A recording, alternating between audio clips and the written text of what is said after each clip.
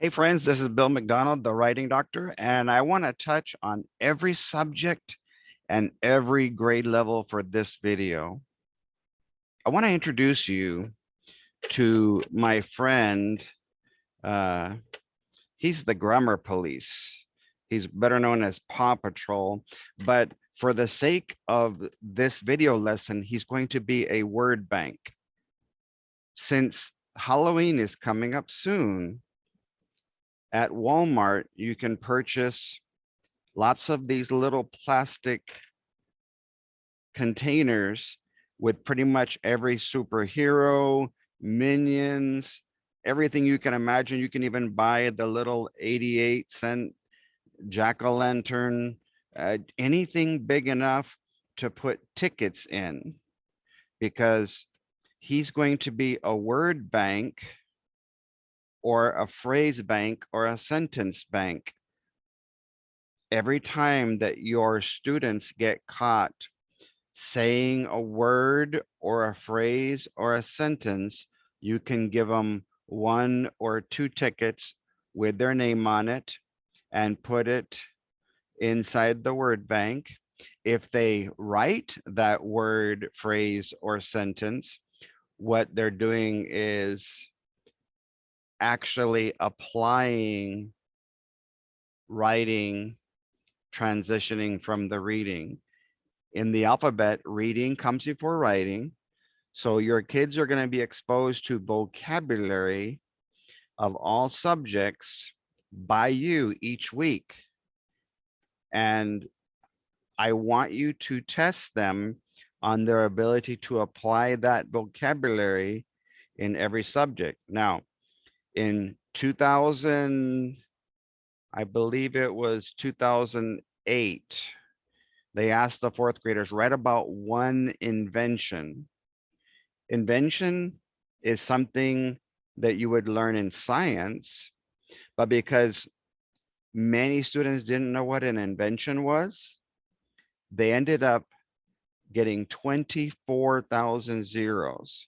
So either the students didn't know how to go into their brain because it was never placed in there before, or they didn't know how to go into a book called a dictionary to figure out what an invention is. And so if your school or your district didn't teach science until 5th grade, then you would have been penalized because the student might not have thought to open his dictionary. So as your students get tickets in the word bank, if you're really poor, once a year, pull out a ticket and give out one big prize. But hopefully once a week, once every couple of weeks, or once a month, you'll have some prizes where kids get rewarded for their application of their word bank using words in your subject, grade level appropriate or high level. If they use the writing folder, then you would reward them for using the words that are the non-common words. If they use opinions and emotions, that's voice. Let me show you real quick. Your voice, whenever they say choose your words carefully, think of the letter W as 2 little V's. Your voice is higher vocabulary, which we're talking about right now, that we'll put into the word bank, the phrase bank, or it's your voice, your thoughts and your opinions about something that you're writing about, which are in your brain, and your feelings and emotions that you're writing about that's inside your heart. And there's a saying that says, don't judge a person until you've walked a mile in his shoes. Inside his shoes are his toes, his voice. So think about toes for a second. T, thoughts. O, opinions. E, emotions that I tell or that I show with a phrase or a sentence. And that's why I'm going to give you more tickets if you show me what you mean. And I'll just give you 1 ticket if you tell me what you mean with a simple word, at least a better word choice. And the S is what you might say, dialogue, or senses, the things you might see or hear, taste, touch, or smell. Or I'm going to rub my belly and say salsa, which again is that high vocabulary or that voice. Now, when your students are testing in editing, revising, and their own open-ended sentence, extended response, as a response, they're not going to get help. So I suggest that you teach a concept with your whole class, C, then teach them, allow them to practice the concept in groups, G, let them work in partners, P, then they can work solo, and all those things that they've been putting in the word, phrase, and sentence bank will hopefully come out in their writing when they're responding to you uh, based on vocabulary or open-ended questions. Now, for you editing and revising teachers, since we're responsible for fixing our own paper, I'm going to use an acronym called US, as in you and me, or US COPS. They call them US Marshals, but we're going to call him our grammar police. And we're going to be our own grammar police where we look for things that are editing mistakes, conventions, and make them better. Improving the conventions is editing, improving the revising is improving the content, the word choices, the phrases that we use, the transitions, moving from one idea to the next, moving from one sentence, supporting sentences with specific details. So I made a little mini poster that I think that you might like, and I called it Us Cops, US Cops. I folded a sheet of paper into 8 equal sections, and on top I wrote US Cops. I kind of did this in a hurry just to get you the idea. The U is for usage. Every sentence that they say or write has to have subject, verb, agreement, person, place, thing, idea, singular, people, places, things, ideas, plural. Is it simple subject or is it compound subject? Is it past tense with my hands behind me, present tense, my hands down, or future tense, my hands in front of me? Is it simple predicate? If I'm aiming to the front, that's just one person doing one thing. If it's compound, then it's one person doing two things in the future, in the present, or in the past. And so my hands can show past, present, future, singular, plural. And then of course, a correctly used sentence has a sentence boundary. It has a stop sign. And so the S of US COPS is don't have a paper full of run-ons or fragments. Know when to start a sentence and when to stop it once it has a subject and a predicate. The C is for capitalization, when to put a capital letter for a proper noun and when to put lowercase. Off-limit words. Off-limit words looks like this. Watch me in the corner of the screen. Stop using words that are too high for you or too low for you. So if you imagine, and I have it in the binder, ladder of synonyms, you're either going to climb up the ladder till you get to one that's appropriate for you, or you're going to climb down the ladder. That way you can stop using words that are too high for you, off limits, or too low for you, off limits. Use words that are appropriate for you and your grade level. And that's why the back of my folders have all of those synonyms, and there's a page just for opinions and emotions. There's 2 pages just for transitions so that we can use great word choices. Okay. The penmanship is going to be print, cursive, or computer. So we need to make sure that as we're typing, as we're writing in print, which is going to be the same as typing because of the way that they space the letters and the words in the sentences, we want to turn in art, not fart, a masterpiece, not a mess. So write neatly and you can get points in the word, phrase, or sentence bank for doing all of these things. And it's up to the teacher's discretion when you can get rewarded for these things. Punctuation.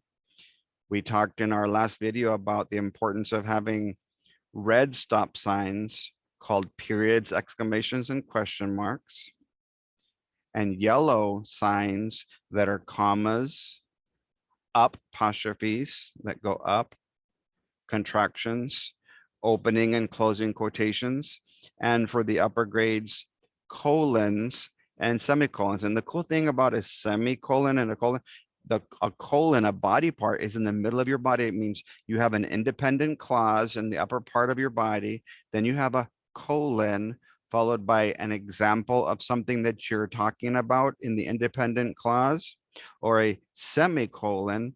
And a semicolon is what separates 2 independent clauses where the second phrase, the second clause, is independent. You got it from if you think of your shirt as the first sentence, that's an independent closet. I got this from an independent closet, then I got my pants. If you have a related sentence, then instead of using a comma with a fanboys, a coordinating conjunction, you can use a semicolon. You just won't capitalize the second part of the sentence where the pants go unless it's a proper noun on the first word. So you can, that's 2 ways to do one answer. So whenever there's more than one correct answer, one of them next year is going to be using a coordinating conjunction with a comma one of the fanboys, or a semicolon to join 2 independent clauses.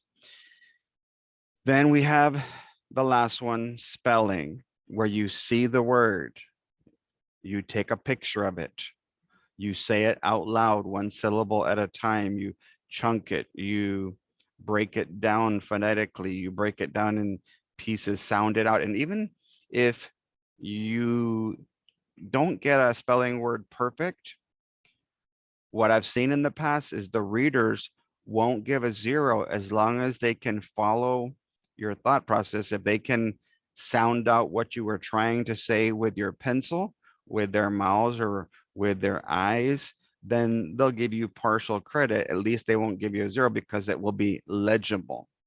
But the spelling can't be indecipherable or illegible, or all of the most amazing US cops in the world would get a 0 because they wouldn't be able to read it because of your grammar being so bad, or perhaps your penmanship, you're just stringing together letters that don't make sense. So US cops, usage, sentence boundaries, no run-ons or fragments. I call a fragment reader's whiplash, where I was enjoying your sentence and you suddenly stopped and put a period right in the middle of a thought and the subject or the predicate was missing. Capitalization, underline, capital, proper nouns and titles and first words. Off-limit words, stop using words that are too high for you or too low for you. Penmanship, writing neatly in print, no letters touching, in cursive, or in typing 1 letter at a time with your fingers. And when you type, you don't type this way, you type this way. So make sure that when you're typing, you put some space between your fingers and you use proper keyboarding skills. And finally, punctuation, the red periods, exclamations, and question marks, and the yellow commas, colons, semicolons, apostrophes, contractions, and opening and closing quotations, and the spelling where you see it, you say it, you hear it and listen to it out loud to hear what it sounds like, and the letters you see that you don't hear, the silent letters, you think in your brain, where have I seen that spelling pattern before? If you can't get it from your brain, then you get it from your book, your dictionary, and your thesaurus. In all ELAR reading tests, we're allowed to use a dictionary. So I'm going to beg you from the other subjects, let your kids use the dictionary as much as possible so that we, not me, the reading teacher, we, all of us, are holding the kids accountable for navigating a dictionary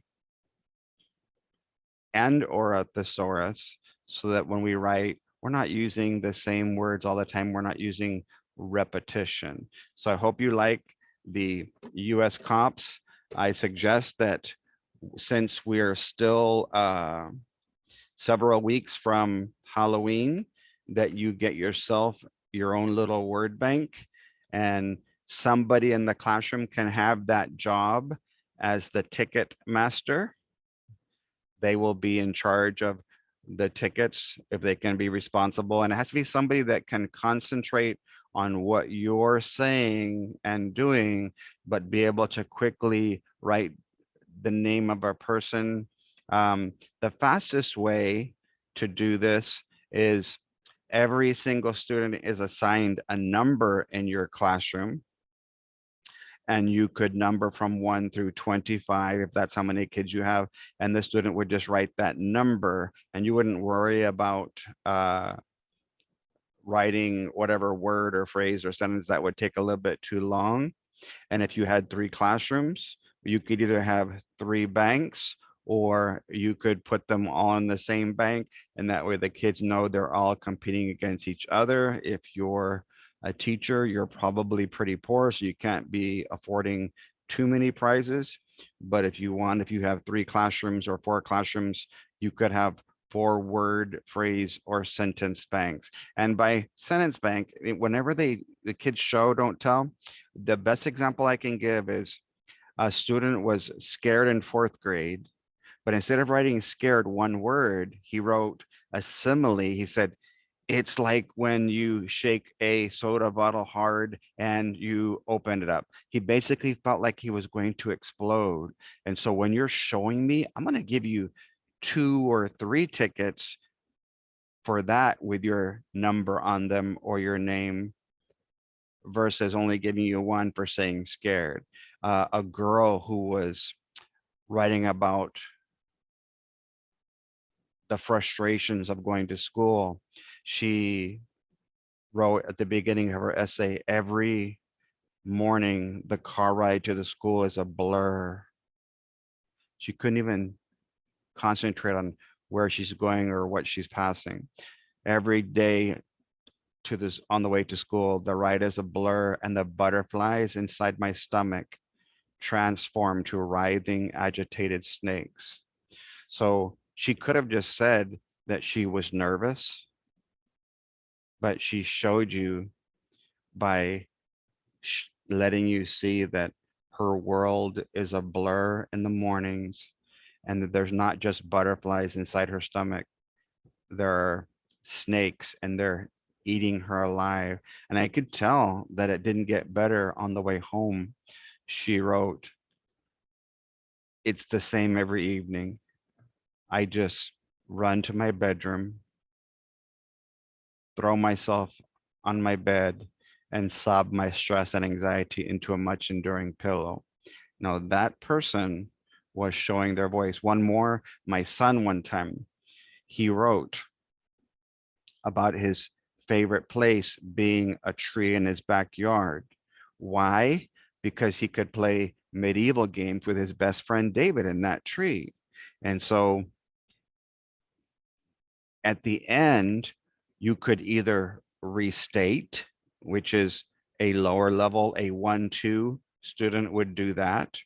Rephrase, how can you say what you've written in a different way using synonyms? Or a reflection, how was my life different or better or worse because of what I've just written about? And he wrote, David is no longer in my life, but the tree is now a memorial of the experiences that we built together. And I thought that was enough to get him to what I call Forland. But he said, I have one more thing to say, and it's this. I'm realizing now that it's not where you're at in life, it's who you're with when you're there that makes your world special. So that kind of an ending versus, and that's my favorite place. I hope you like my essay, and I hope you give me a 3 or a 4, depending on what grade they're going to give for essay responses. But remember, most open-ended, extended essay responses, multi-question formats, they're going to be informative passages, but if you're required to write everything yourself, you'll be having to explain what is the answer, where is the answer in the passage, and why do you feel like it's the answer? Give me an example, 1 or 2 examples from the passage that kind of prove your answer. And so it's going to be important that you think of US COPs when you're doing your writing, so that you can have a little checklist of things to do. All right. Please share this video if you liked it. It would be a great anchor chart for you and your students. Get yourself a word bank. I would love to see some pictures or some ideas for word banks that you can come up with. They can pretty much be anything under the sun. It could be a water, a plant water, where you pour the water and it comes out of that little spigot, kind of like a shower. And so basically, if you're planting seeds into your students called vocabulary, hopefully them using that vocabulary is going to turn into flowers and bouquets. And so use your imagination. I want to hear some different word, phrase, and sentence bank ideas. Go ahead and put it in the comment section if you don't mind. And let's build our students' vocabulary in all grade levels and all subjects. Take care, and God bless.